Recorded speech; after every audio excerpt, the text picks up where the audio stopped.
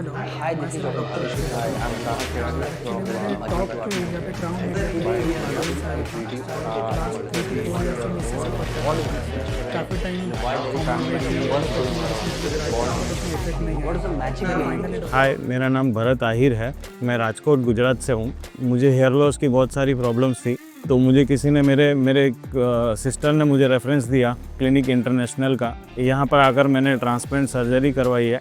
मैंने total 3 seatings करवाई है। पहली 2 सीटिंग्स मेरे डोनर एरिया जो है वो स्कैल्प से लिया था, और थर्ड सीटिंग में मेरा जो है वो बियर्ड से लिया गया था। और लोगों के मन में जो डर है कि हेयर ट्रांसप्लांट के वजह से समझो कि कुछ ब्रेन में प्रॉब्लम होना या ऐसा कुछ भी तकलीफ़ होना, ऐसा कुछ भी नहीं है। इसीलिए मैं डेफिनेटली क्लिनिक इंटरनेशनल और डॉक्टर भावेश गुप्ता सर को रिकमेंड करूँगा। किसी को भी हेयर की प्रॉब्लम हो, आप यहाँ विज़िट कर सकते हो।